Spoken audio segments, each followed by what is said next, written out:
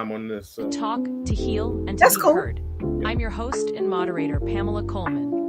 Wednesdays at 7 p.m., we dive into the powerful, often unspoken conversations around men's mental health. From silent struggles to bold breakthroughs, this is a safe space where vulnerability is strength and real talk is the rule. With conversation that reflect the journey, the pain, progress, and peace, you'll see you're not alone. So pull up a chair, open your mind, and let's talk. This is Unspoken Real Talk.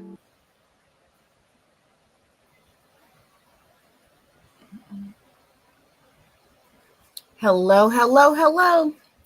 We Hey, are how you? back with Unspoken Real Talk, where men come to talk about mental health and wellness Right. and all those things around. So I have my brother back in the house, my dear brother Quentin.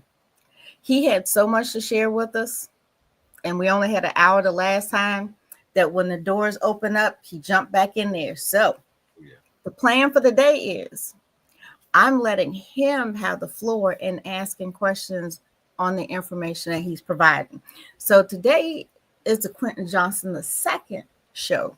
I like that. I like that. I like that. I mean, I want you listen. I appreciate you giving us and me the opportunity to even have this platform.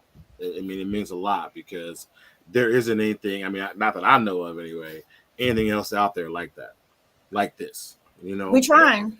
Oh yeah, and so like this, like I want to be a part of. I already when we first talked, like I said, I saw the train going in the direction it was going, and I said I'm getting on. You know, you the conductor, but I want to be a part of it. So yes, no, 100%, 100%. So what do you have for us today? Well, you know what? Honestly, I want to talk about stigma around, you know, not just around mental health around for Black men, but also for all men. Mm-hmm. What it looks like and why it looks like that, and you know, whatever we want to talk about. You know, you and I could talk about anything. Well, Always. yeah, So. but the floor is yours today because What? I was so impressed with your notes and your highlights, and you was ready to go. Oh, And yeah. we were breaking the ice and get going. So I was like, you know what? When you said you were ready to come back, I was like, I'm just gonna sit right here. Let's do it. But And when I bring stuff up, I want you to give me your thoughts on it. Oh, I'm gonna jump in, but this is all. Yeah, I want you to give me your thoughts on it. So you know, when I look at it, and like I said again, I always come prepared and ready. But and if anybody has any questions that might be watching, they can always dig on in and ask a question too. Whatever. I got the comments, and I think I have it set up where you can see them too. Okay. Yeah. And so the first thing I want to talk about is stigma in the Black community, right? Vulnerability is something that we are not. We learn as we get older, but when we're younger, we're not. You know, it's culturally, it's not something that we are pushed on. Does that make sense? Yes. And so for us, one of the thoughts is seeking help is viewed as a weakness or a betrayal of resilience, right? So when we're little, when we fall, our father said, "Get up, boy. You'll be all right, boy." You know what I mean? And we learn, and we have to learn how to be strong when we don't have to always, it's okay to be hurt and to feel that pain and then say, "Hey, I'm not I'm and so and what do you, as a woman, as a strong Black woman, how do you feel about men who exude that almost toxic masculinity? Does that make sense? Who like, I'm a man, I'm a badass, I'm not going to show any emotion, like because a lot of women like alpha males, right? But do you prefer somebody who can be an alpha male but also sensitive at the same time? I need a balance, because if you come off as that, I got this, and I don't need no help, and I don't, yeah. But like we said before, they may be that way because there's nobody to say, "Hey, I'm gonna listen to you." Yeah, 100%. So if they don't have somebody that's gonna support them and say, "Hey, I'm gonna listen to you," then yeah. See that, and that's who you are. You are that person, but not everybody's like you. or like, you know, and I'm not saying, and listen, I'm not saying, because I know a lot of wonderful women who are listeners and who are open to that, but I also know a lot that will call you a name for being weak or showing weakness, which is, you know, and I've dated somebody in my past, back in my 30s, who didn't want to, who like, you can't talk about like feel like she was against talking about feelings and I'm like, what, who hurt you? You know? And so, but another, so that's like with the stigma. So we have to look at, okay, historical and structural racism, right? So, historical abuses, which like the Tuskegee experiment, where they gave, you know, the black men, and then, you know, to see what would do. It fosters deep mistrust of the medical system. And that comes down. I mean, when you have family members who were in that experiment, you know, and they're talking about it. Right. Don't trust doctors. Don't trust your doctors. Don't trust the white, you know, it goes down the line. And they say redlining, mass incarceration, and under-resourced schools contribute to chronic stress, right? So we are dealing with all types of stuff, but we're not getting the help. So, you know, you're talking about the mass incarceration. So that was one of the inquiries that our kids had to write about this year. Yeah. So they had to, you know, and that's why when you said it, I was like, yeah, because they had to, you know, find the pros and the cons, what they would change, what they wouldn't, and then create their paper with it. And I remember that they were talking about going into the system with coming out with no support, with no nothing. They went in, they came out worse than they went in. I mean, and think about, I mean, you come out, there's no, they call it, I forget the term they use for like being rehabilitated or whatever when you go to prison, but they're not being rehabilitated. They're being caged like animals. And listen, I'm not saying, I'm not against prisons or anything like that, but I'm against, like, if you put these people in prison, you know, help them go to school, help them do things so that when and if they do get out, they're better people. But if you put them in there just to serve time, and you're not giving them the tools to better themselves, or a book, they're gonna get right back out and get right back to what they were doing. Right. I've seen it happen. I have a good buddy of mine, I won't say his name, that went in. No, I wouldn't let you. Yeah, did 5 years. Yeah, did 5 years, and good dude, but bad circumstances. And got out and went right back to doing what he was doing. And it was because he's like, look, I don't know what else to do. I don't know how to do anything else. Right. And you know, and when he talked about getting help and wanting help in the system, they wouldn't provide it for him.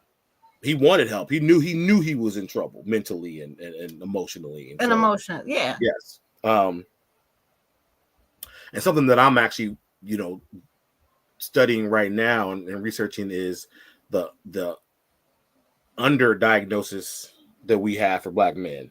We're overdiagnosed with certain things like schizophrenia and underdiagnosed with depression, right? So they tell us that, and this came from even the 1800s, right? Where when we were freed, whatever, they would diagnose Black people who wanted to be free as schizophrenic, because they would what Black person would want to be free? They said that they had an illness for wanting to be free.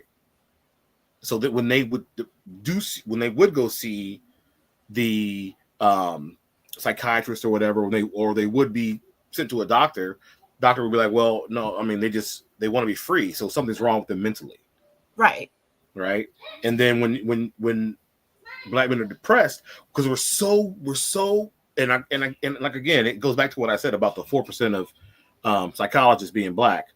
You know, we're so looked at as a strong person. Like you know, Black men are tough, and you know, they're your favorite NBA player, your favorite NFL player, your favorite rapper.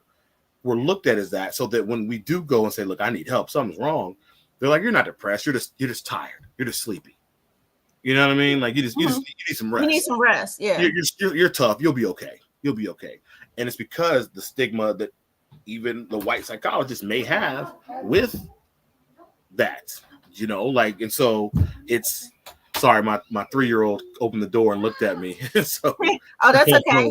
Yeah. He's like, So, okay, I want to know what's going on. He's like, I heard my daddy's voice, but so yeah, it's so like it's and I know, like I said, I just with this platform, I feel like that there's a lot of things that we should be, and that's why I want, like, when you get a group of us together, I would love to talk to other people about it and see what they have to say about it. To see, what they're that was the inaugural one that I did. Yeah, I know, and I wasn't on that, and I actually regret that I wasn't. And I was like, okay, that went well. Yeah. Because what I liked about it is that it was definitely non-judging, and they all supported each other, whether they agreed or didn't agree.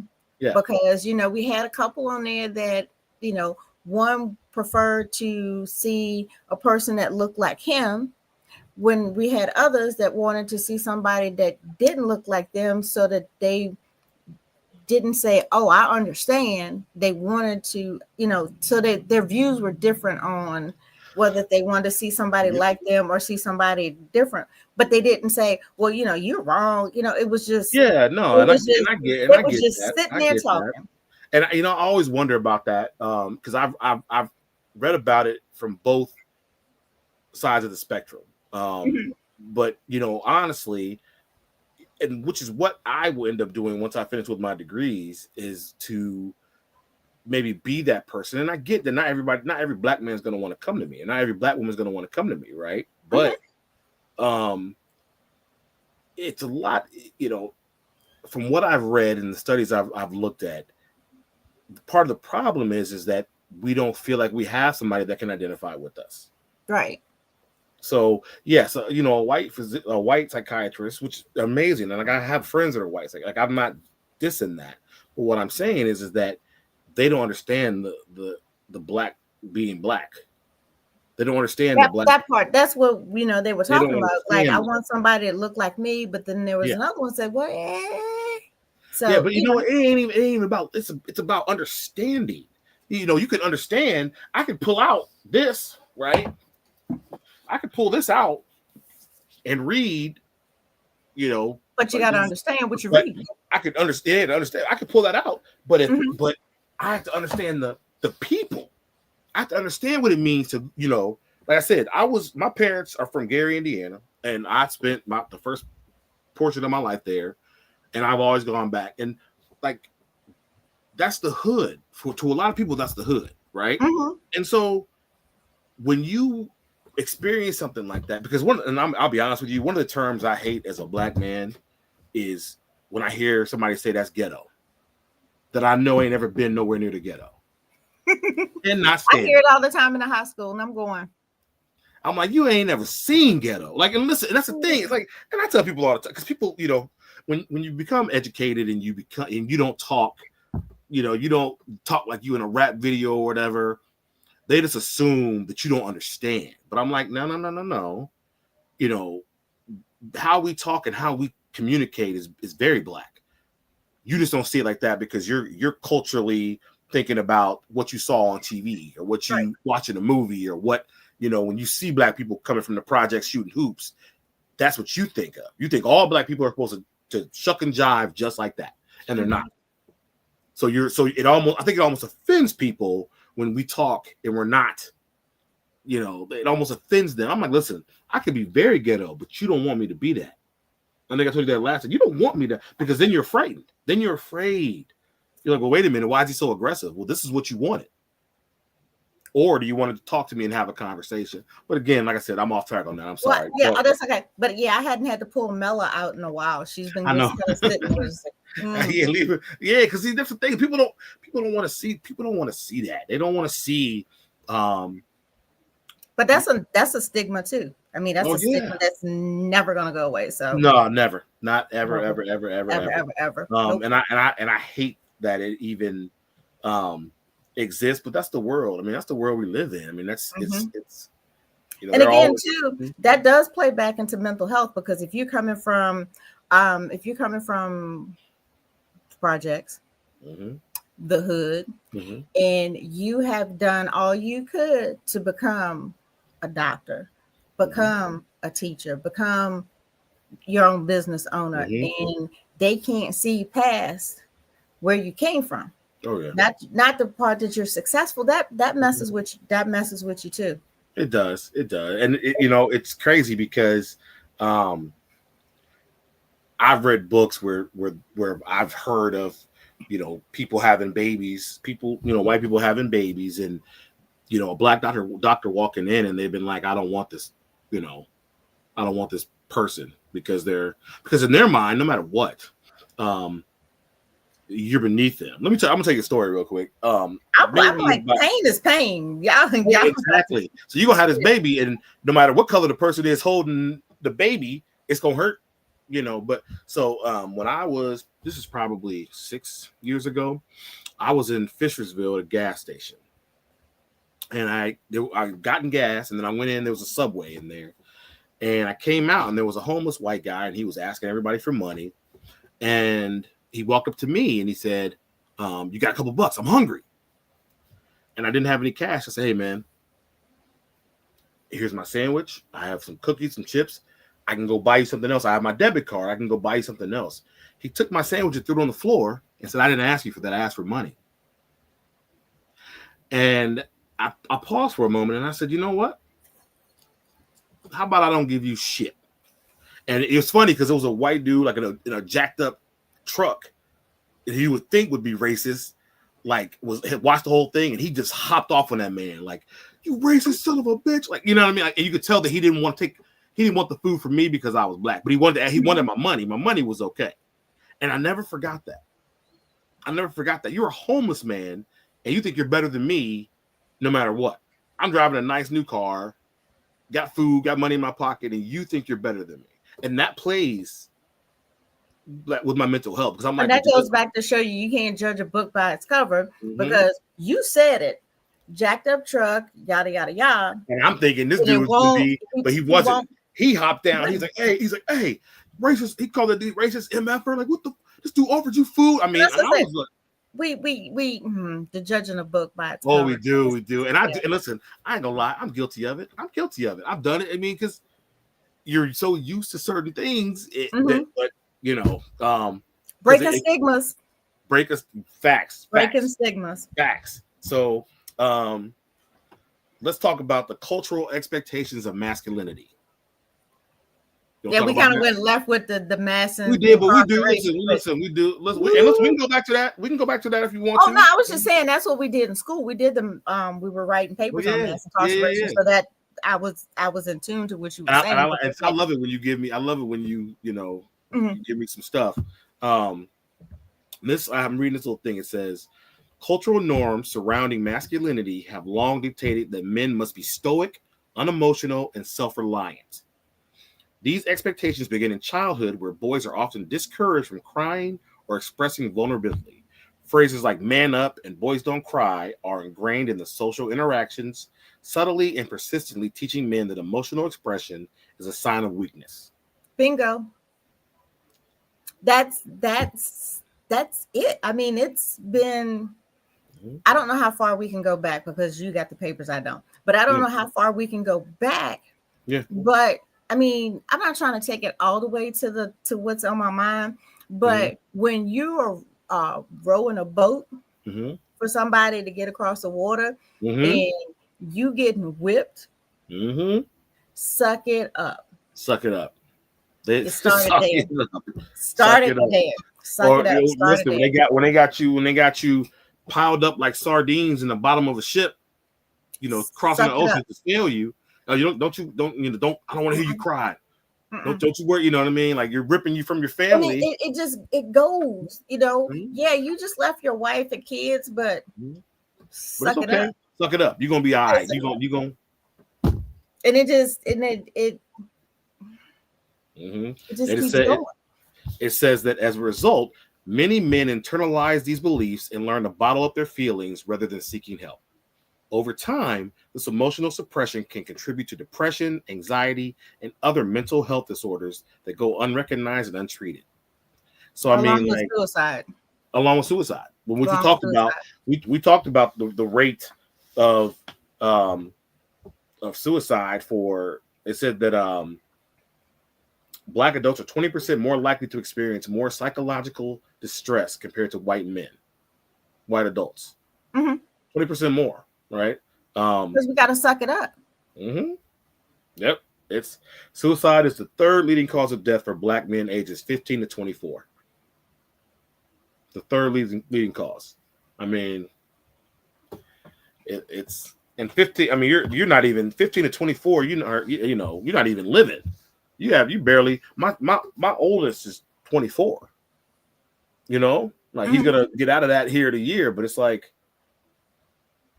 it's unimaginable what as men we have to deal with. And I always feel bad. Like, not because I know there's other people out here in this world, women and all that, but this platform is for men, right? And this is what we're here to talk about.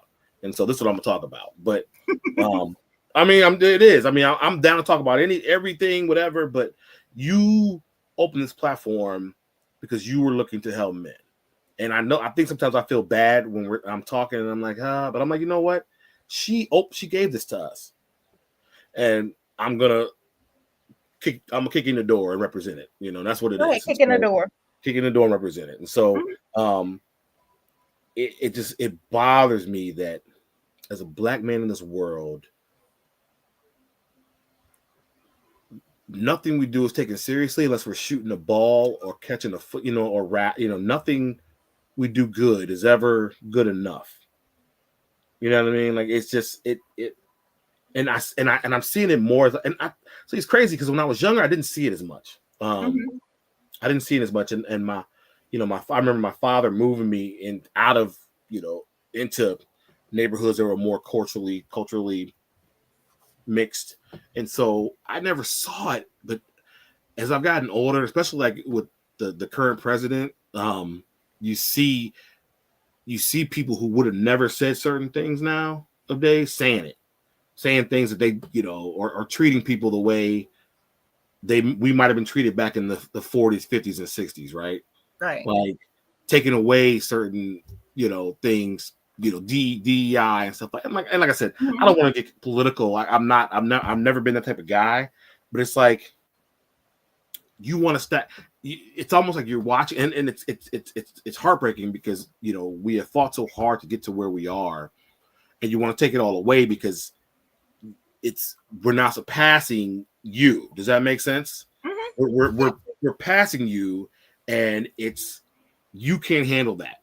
Your mental health can't handle seeing a Black president or a woman as a Black woman, female. You know what I mean? Like, you can't. Or a female.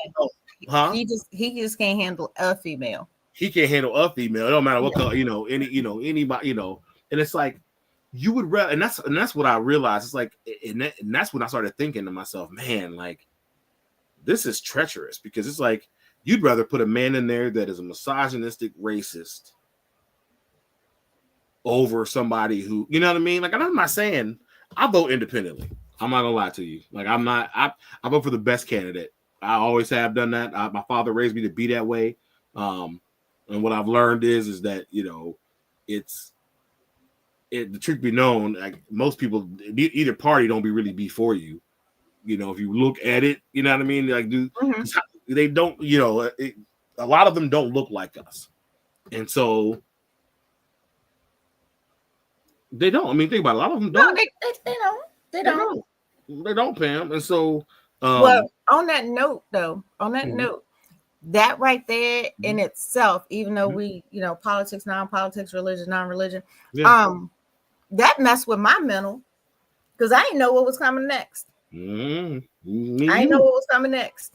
Me neither. I mean, am I going to get in trouble for, walking around the building with my non-African American friends? What's going to happen? What's going to happen? So right? that's what I said. That was messing with. I wasn't in a good headspace for a while, and then I was like, there's nothing I can do about it, so I might as well just go ahead. Like they said. So what are you guys doing? We learning how to line dance. Listen, I learned how to line dance probably about 20 years ago. I used to go, so back in the day, I don't know if you remember a place called Max's.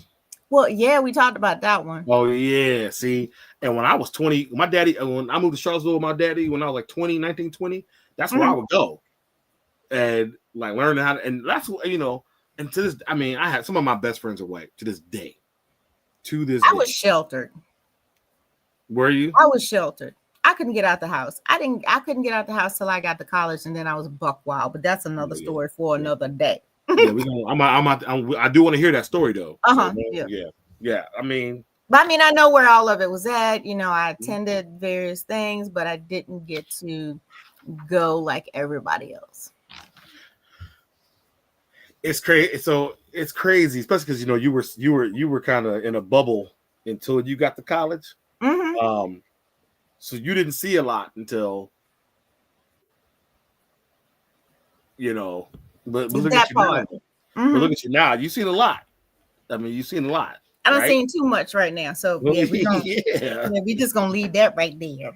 All right. Well, I mean, what you want to talk about next? This your show. I'm just here. Listen. You got your papers and you got. I do. Like, what's something I wanted to talk about last time we were together, but we didn't get a chance to. But like the definition of define like toxic versus healthy masculinity, right? Okay. It's for men. Real world consequences of toxic behavior and healthier alternatives, right? Toxic masculinity doesn't mean masculinity is bad. It means that certain ideas about manhood are harmful. Emotional suppression, dominance, control. Like, I feel like there's a thin line between being a man and then being a man that people call toxic. It's like a few decisions. You know what I mean? Like a few. What you typing up? Tell me right now what you're typing up. I am responding to Quentin Johnson the first. That's my daddy. He was just saying, great conversation. Thanks for sharing this podcast with us. That's my pops. I'm gonna have him on here to talk, you know what I mean? Because like I said, he taught me as that's why I was so surprised when I got older and started studying psychology, like the plight that men had, the plight that we have as men, period, Black men, because I was raised in a household where it was okay to share your feelings and to talk. You know what I mean? Like, and so, I didn't know that everybody else didn't grow up like that until I got older and I started studying it, and then having friends who was like, dang, man, like you can talk to your pops. My pops don't even like hearing nothing from me. And I'm like, what? And see, that's the thing. That's how I told you how I found out, because I was trying to figure out what the heck was wrong with me. And then I Googled and it said 63% of the African-American men will not reach out for help. And I was like, okay, so this is the path we're going to take right now. Which is crazy. I mean, it's crazy. I mean, that's a high percentage of people of us that won't reach out and say, I need help. But then we crash out. We crash out, and we suck. It's crazy because you see, because we can listen, divorce, childhood trauma, abuse, things like that. We suffer through a lot, but then get older and we think we're okay, but they're not. And then they end up doing something crazy, and people and nobody ever looks back at a child, at a grown man doing something crazy and trying to figure out, well, what set him down this path, right? That's what I do at school, because like if the kid's acting out, we shouldn't automatically say that they're a bad kid, because what happened to trigger that? Did something happen in the class? It happens at home. What? But we don't have enough people in the school to support all of that. Yeah, we don't. So the next thing you see is but it's no fault to anybody's. It's just we don't have the staff to address all the needs, and they end up, getting kicked out of school. Kicked out of school. I'm like, but is that helping them? That's not helping them. No, that's not helping them. When I was a kid, I had behavior problems, and they instead of, with behavior problems back in those days, it was he's a bad kid. Instead of being like, well, and then when we found out I suffered from ADHD, my father took the right precautions to get me on, medication, stuff like that. But like, I think in this day and age, when a young black kid acts out, they just assume they're bad troublemakers. Yeah. They just assume that. Like that's never gonna, they don't care where that kid came from or what he's doing. He's just bad. But with a white kid, it happens with a white kid. It's how can we help little Timmy? And like I said, I don't want to. Pam, I don't want to talk about that. But in this field that I'm trying to become an expert in, the more I learn, the more I realize it is like that. It is like that, right? And if we're gonna make a change, and if I'm gonna be part of that change, I'm a middle-aged black man, all right. And it took me till I turned 40 to start reaching my peak. If I got 40 more years on this planet, I'm gonna use that to be an advocate for people that look like me and who speak like me and talk like me, to make sure that I help them in the way that I was helped. Because not everybody had a father like mine or a mother like mine or like you. You know what I mean? Like, I had a thought process. What's that? So even, like we have, Taekwon and Timmy. Yeah. Okay. So, but let me throw a caveat in there. Okay. The demographic, where they live at. Little Timmy becomes little Jimmy, and he gets treated the same as Taekwon because he's in a lower income situation. Yeah. So at that point, Jimmy and Taekwon actually becomes the same people. That's when the actual color disappears. Yeah. Because now they're not looking at the color, they're looking at where they live at. That's true. And I do see that side of it, because you see these kids that come from the trailer park or the white kids that live in the projects. And the people know it. I mean, they're treated no differently than ones. That's what I said. That's when they both become the same. They become either or. Whatever color, but they both the same. So I got something to throw at you about that. Okay. What happens when they get older? Now, what happens when they get older and those kids are 18, 19, 20? Are they still the same, or does one have a little bit more privilege that may get him out of something like that? Recently, I've seen that they're about the same. They're still the same because they were raised in that same era or same, neighborhood or whatever, and they have that same dialect. Yeah, I was gonna bring that up because you see that. You do see that. Like they have the same dialect. Because I turned around one day and I was wrong. Yeah. So, you'd be surprised. And when when you see them and you hear them talking and all that, I think it's almost a slap in the face of some people, because they're like, well, why are you talking? But these people grew up the same way that some of us did. But let's flip the coin. Okay. Let's flip the coin. If it's the same thing. So it becomes Timothy and Malcolm. Because you're now over here in a $400,000-$500,000 home. Yeah. With Timothy. And you're talking like Timothy. Yeah.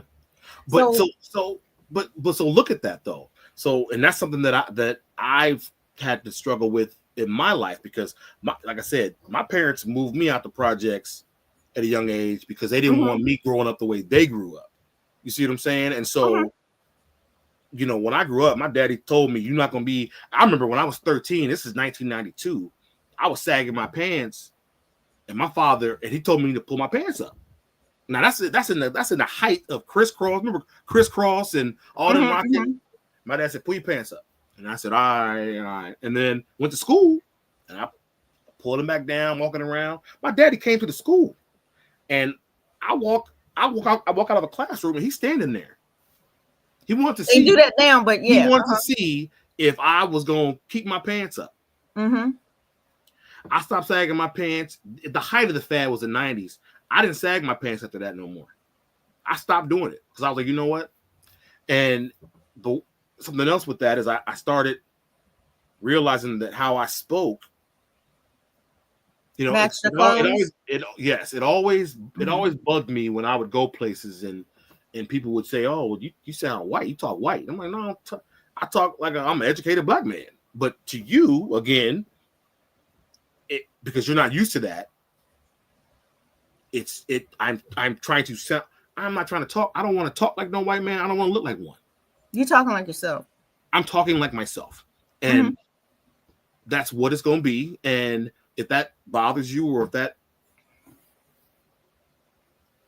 the door's over there, you ain't got. You don't have to, you know, because I'm gonna, you know, and that's the thing. I'm still going to be me.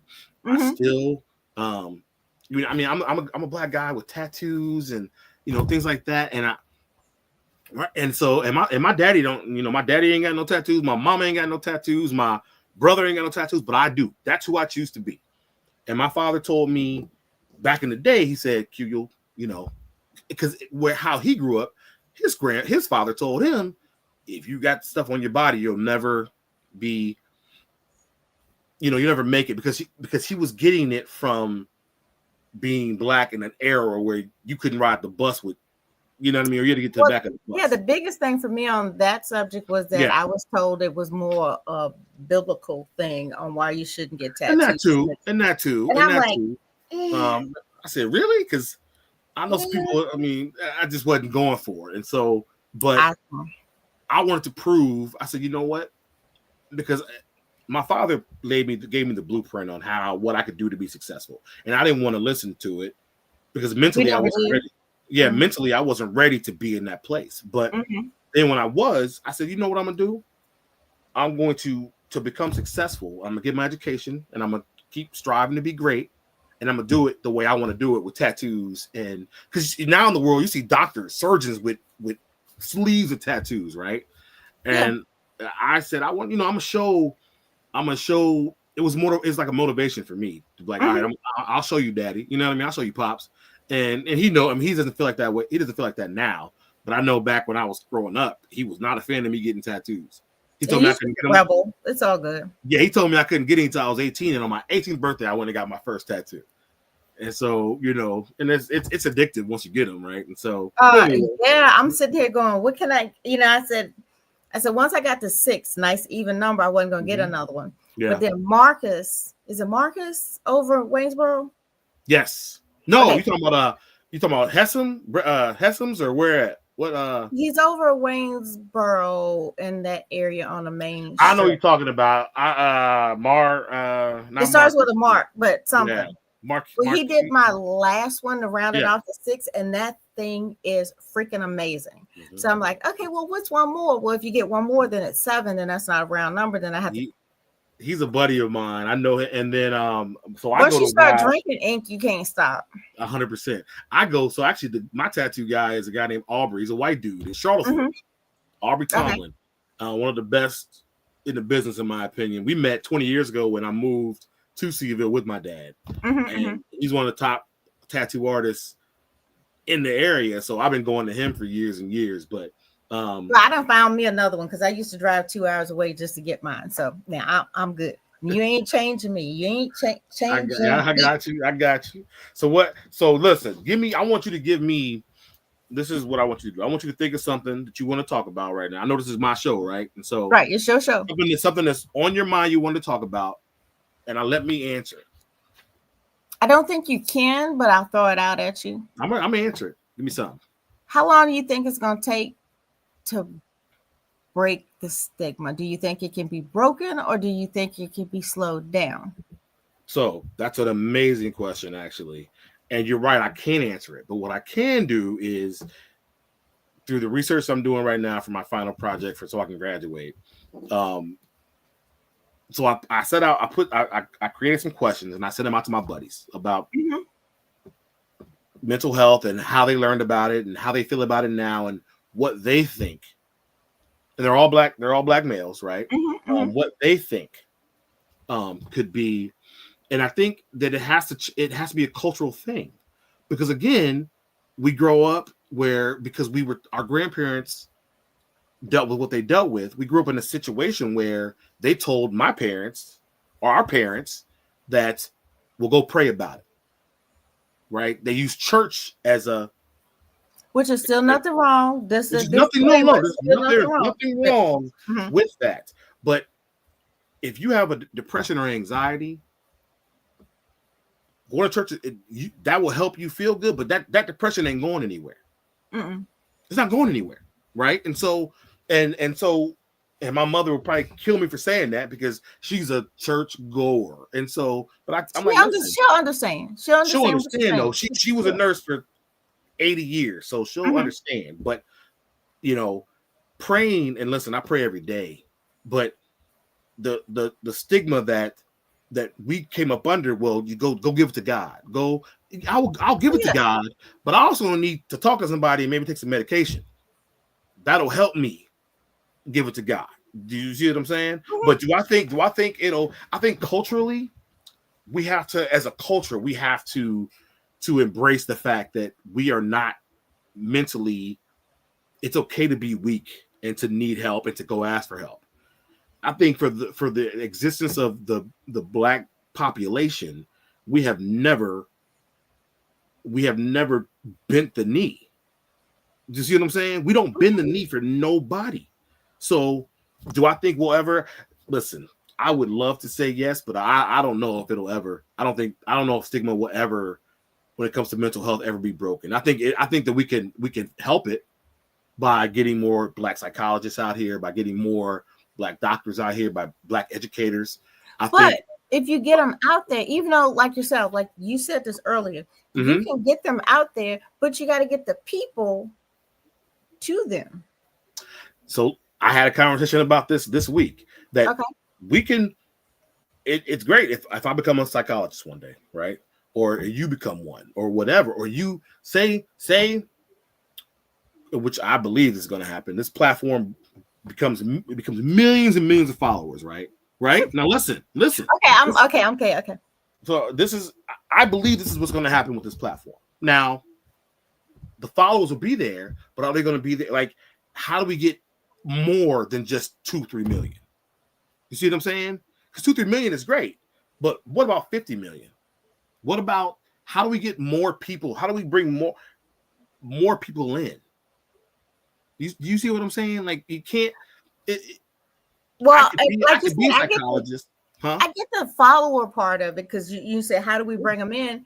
Yeah. Well, and I'm not upset about it by, my disclaimer, but I figured we would have more than 13 by now. But guess what? I did too.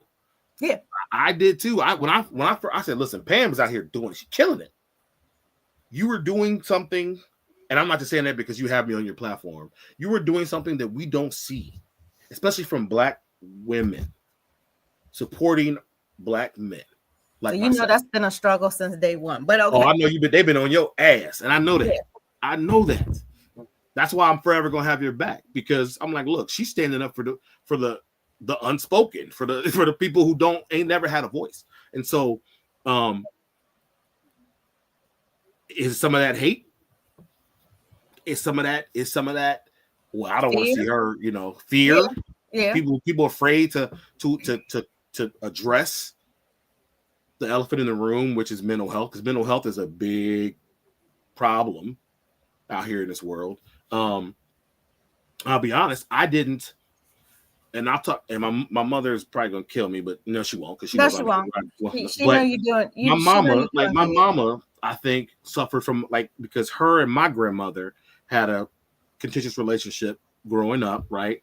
when they were growing up. And then I came along, and their relationship was now listen, before my grandmother passed away, their relationship was amazing. But when I was a little boy, it wasn't that good. And I think that my mother was suffering from a lot of PTSD from growing up with my grandmother, who my grandmother was a wonder. She loved me to death. All right. So like, I can't say nothing but wonderful things. I was a golden child for both my grandparents, right? Both my grandmothers. But right. So but my mother's how my mother grew up wasn't the same way that I did. And so I think that my mom suffered from a lot of PTSD and maybe some depression and all that. And I didn't understand that until I got older.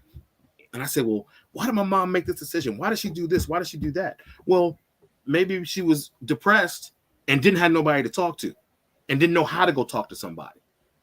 You know what I mean? And they were, and I it's funny because I want to be forgiven for the mistakes I made with my kids, like my oldest son.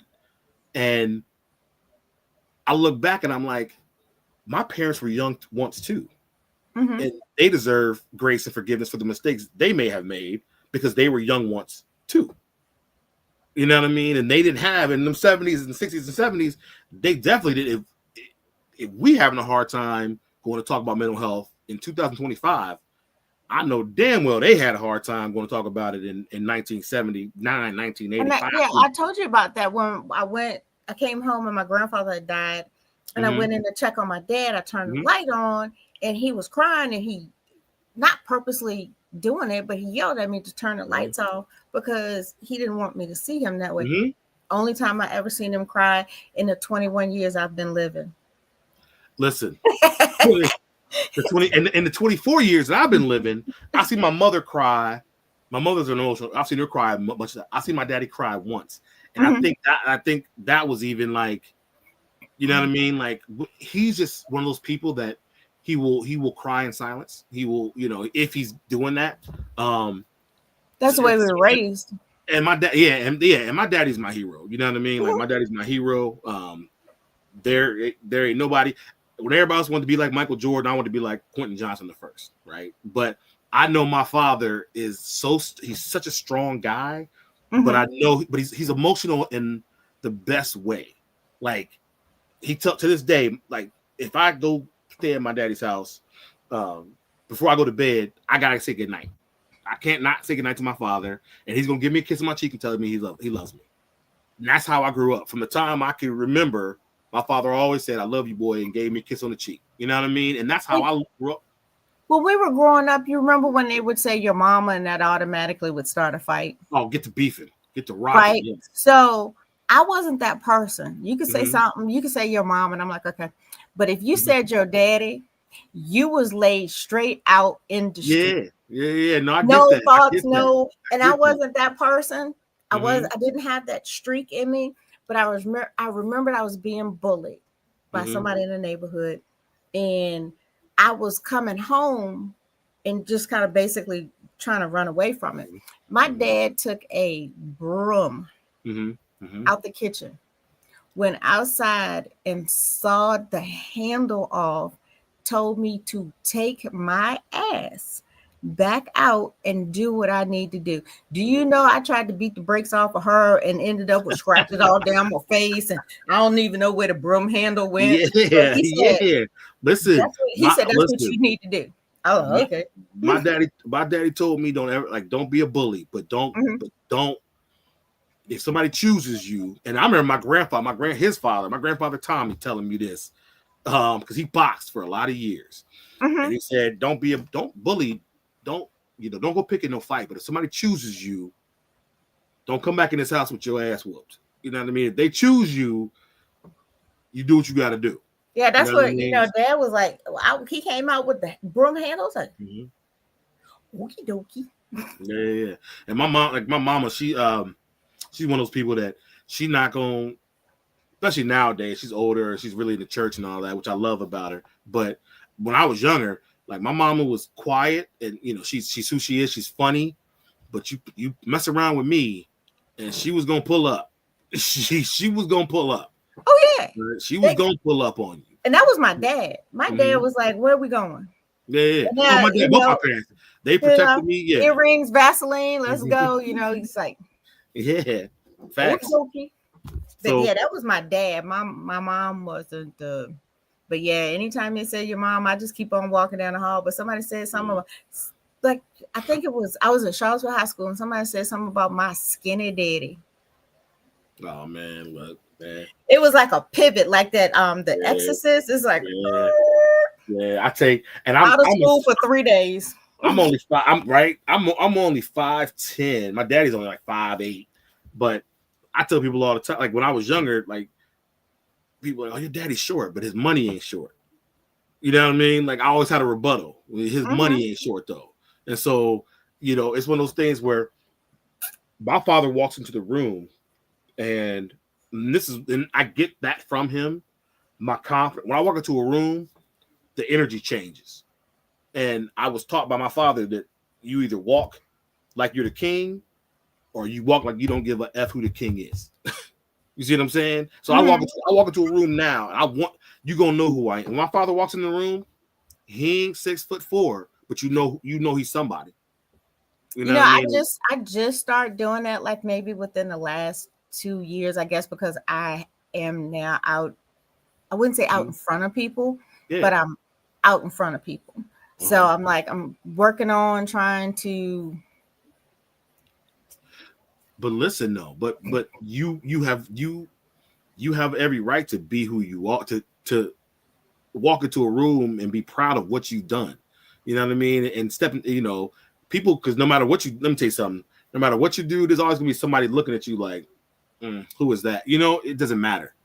So I'm used to that now, so it's like I know, right? Yeah, me, I don't give. Let me tell you something. I am 45 years old. I didn't make it to 45. I didn't know that you were 20 plus years older than me. Oh darn! I am. No, you're 21. I'm 45. Yeah, I've been in the game. I got the gray hair. I've been in the game for a while. So, yes. But yeah, and again falls back on what we talk about. Even though I'm on the female side of it, is that if you are not comfortable with who you are, secure in what you're doing, it messes, it does. What's going on up here that's keeping you from feeling that way? What are you struggling with that you can like I said, we said it before, there's enough out here for everybody. You don't have to take, I don't have to take from you to be happy. They don't have to take, which they still trying to take from me and be petty on a regular. But anyway, but there's enough that we all should be able to be in the same room without, it's just. We all have the same opportunities when we wake up to do something, right? Great. I told my oldest son this last week. I said, let me tell you something. We all have the opportunity. Like, you can't be worried about who don't like you for what you got or what you're doing in this world. You know what I mean? They have the same opportunity when they wake up. They got 24 hours. You only sleep in 6 to 8 of them. Right. But it's hard to do though. I mean, even though we can say it, like today was a rough day for me. The day was a really rough day for me. But when I woke up, I was good. When I came home, it was just like, Well, do you mind me asking why it was rough? Everything. I mean, it was just a basic shit show. Yeah. Just nothing was going right from the time I pulled out of my driveway to the time I pulled back. And it was nobody's fault. And it was not really much I could do to control any of the issues. But, when they keep stacking on top of each other. It can be hard. It could be hard. It was rough. But I grabbed ginger ale. Got you. And instead of what I was actually going for, because I knew I had to, be here talking to you, and I didn't want to be all. But it's just. I got you. Listen, I got you. And I got a book event tomorrow in DC, and I'm not that I haven't prepared. Which is funny is everything that I had at the book event that I did in February, still in the trunk of my car. I said, I'm just going to roll with that. Yeah, ride with it. Yeah, ride with it. It's so sad that it's still all in February. Listen, you prepared. You're prepared. Pam, come on now. So I gotta wrap my mind around that. I gotta be present I gotta be present for that because I'm kind of excited about it, even though I'm going left, guys, but just hanging there for a second. It's at a winery. Listen, wineries are some of the. I don't drink, right? Okay, I'm proud of you. What I do is I enjoy going to those settings though, because the atmosphere. So I'll go to a winery and downtown. It's a winery downtown DC. That must be nice. I don't know It's all glass. Okay, so they must be shipping them grapes in there because how they growing the grapes in downtown DC? They ship the grapes in, but they got the stuff. You can see through the glass how it's being made. But there is a Black owned, and they said it's not tequila because tequila is done in Mexico. So it's an agave.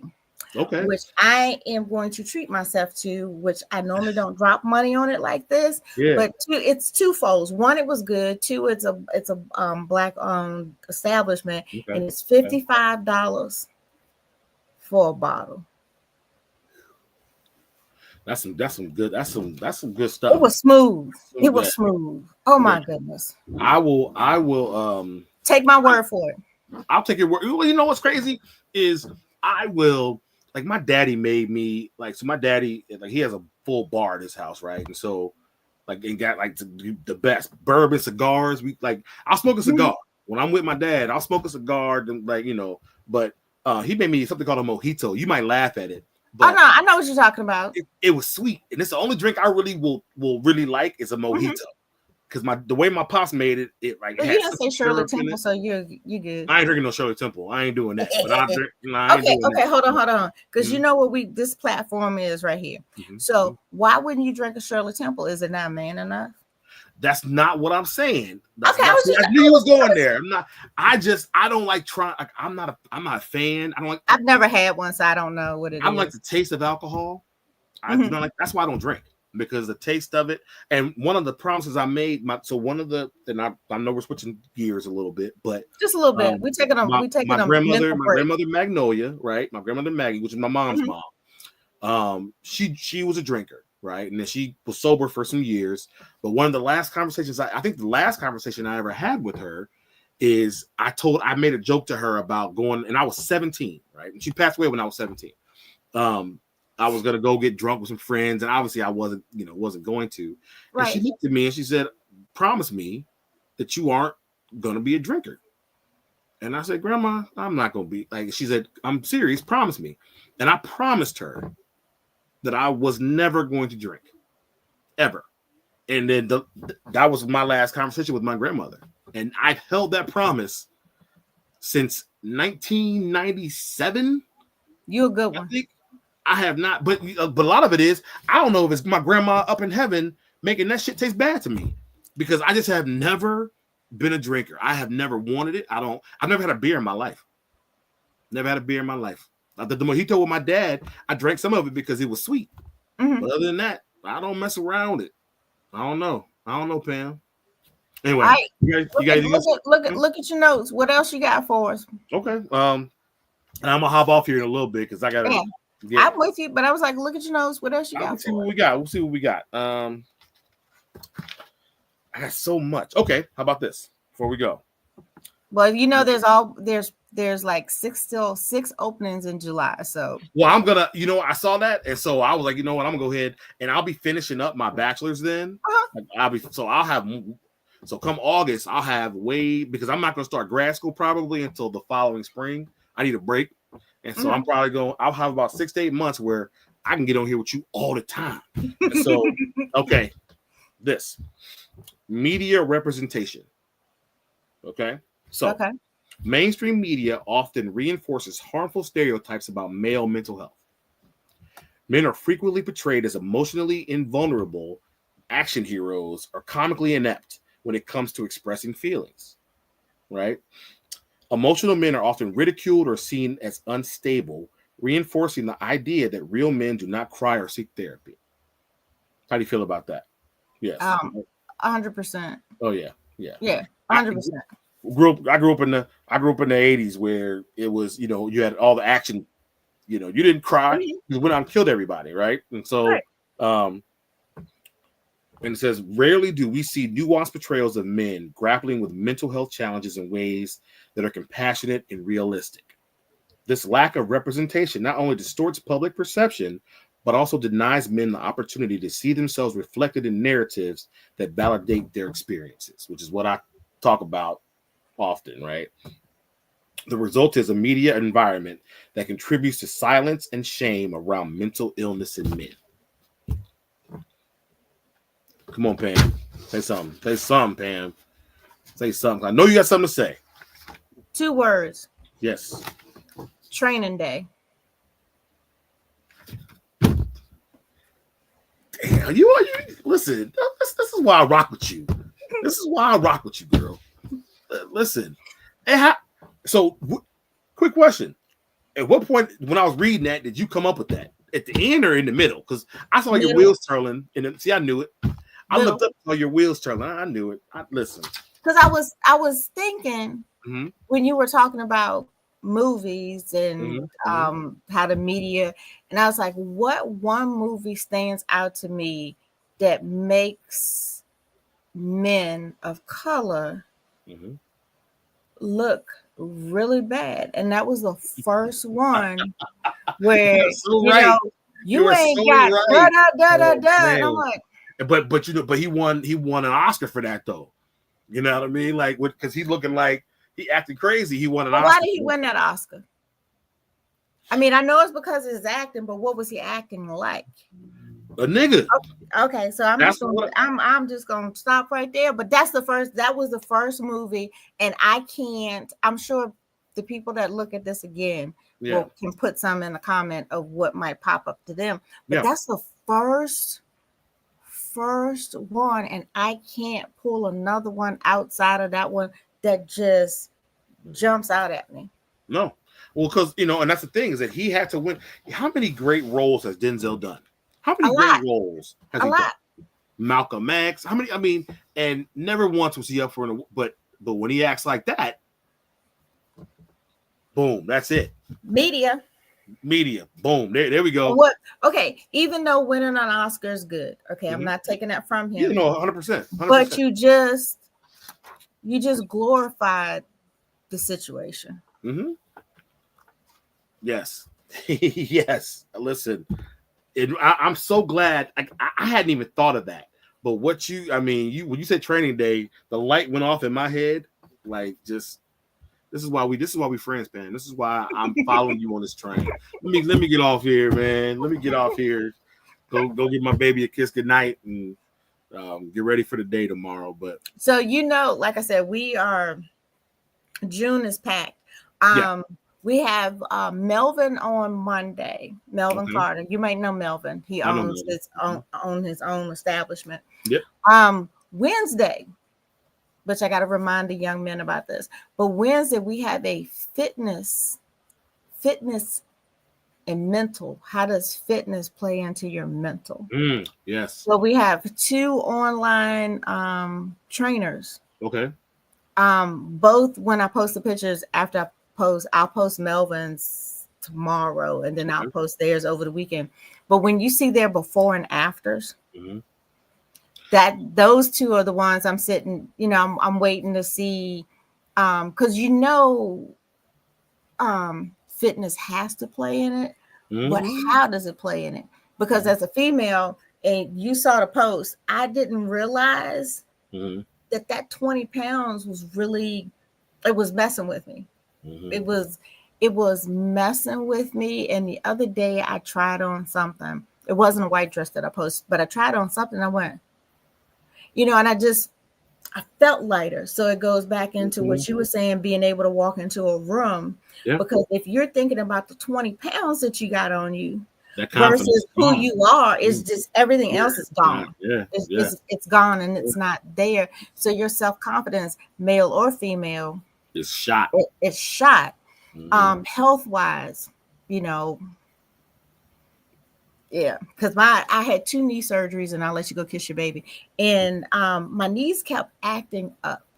And I was like, I went back to Dr. Carson, mad he moved away, but that's still neither here nor there. Eric Carson. So Dr. My man. So listen, my best friend is Dr. Rashard Dacus. He is the hand surgeon at UVA. Well, I met Carson. We used to all hang out 10, 15 years ago. So I met Carson. You still have his information? I don't have Carson's new, but I can get it for you. Okay, we need him. Because Rashard still talks to him all the time. Yeah, we need him. And so, look, he did my knee surgery for me. Charged me because we were so tight. Charged me $5. Went in, reconstructed my knee for $5. Now let me tell you something about him. So I told him, I said, my knees keep hurting. I don't know why. I don't know. I said, I don't think you did what you're supposed to do, because I always gave him a bunch of shit. Yeah. He said, well, let me tell you something. He said, you get rid of some of that weight, your knees won't hurt. Told me the same thing. Oh, damn. I went in there one day to get, because I had fluid on my right knee, and I went in and he took a needle and put lidocaine in it, and then unscrewed that one and got a clean syringe and pulled out 60 cc's of fluid. He said, you lose his weight, your knees ain't gonna do this to you. Well, see, that's what I'm saying. He was right. He was right, though. He was right. Carson was right. And that's how I know when I picked up some weight, because my knees started acting funny. I'm just, this arthritis.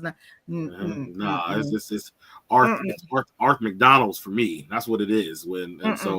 But yeah, he did both of mine. We drilled 12 holes in one of my knees. Yep. Carson. Well, remind me, and I'll get his information from you. I have his number, but I don't think it's the same as the one he had back in the day. And because we need to pull him on. So that's your homework. I got you. Sign up in anything you want to tell the people before they go, besides saying bye, Dad. No. Keep talking about mental health. Don't be afraid to reach out. Listen, if you need to talk to me, I ain't a licensed psychiatrist, but I'm willing to listen. So keep doing that, and you can keep seeing me on here with Pam, because Pam she got me in here writing her books and stuff like that, and so you're gonna see me on these podcasts with her talking and promoting men's mental health. It's important. I hope that, like you said, what we were talking about earlier all comes together, because I think that would be a push for subscribers too, if we could get people other than ourselves in here. There's nothing wrong. But like I said, but it would have been nice to have increments of 50 with each person. So we should have been at least at 200. But I'm not knocking the 13 is rocking with us. Not knocking it. Hey, listen, we're gonna get it, and I'm gonna get you gonna get your stuff. I'm gonna get my pops on here. We can talk about how he raised me and mental health, what it means to him, and I'll get a bunch of my friends. And what I'll do is, once I'm out of school, I'll be able to focus on helping grow this platform with you. So I'm gonna try to get on there all the time. I've practiced something earlier today, and then we definitely gonna go, because I gotta pack my car. I was trying to add you and another young man on there, so I'm trying to wait until I can reach out to him to see if he came up as someone that can, almost like a moderator, but you can also add, do, change, and so I was trying to make sure I had some people in here other than me. So, like, let's say I'm just not feeling it, but you guys got something, like you said, you want to talk to your pop. I can just be like, all right, just let me know. I'll hop on. But, I'm trying to get it where I at least have, 3 of us in here. Okay. That can do it. Or I can just send you a message and say, hey, I can't do it. He can't do it. Listen, if you can't ever do it and you got something going on, let me know. Because I'll hop in and I'm like, look, I'm hosting for Pam today, and I'll take it and I'll talk to whoever you got. So because right now we're up to 8, almost. This month's got 10 people in it. Yeah, see, and I'm gonna push for subscribers. I'm like, look, add us now, add her now. So we're gonna get there. We're gonna get there, Pam. All right, go pack your car, and then I'm gonna go pack my car.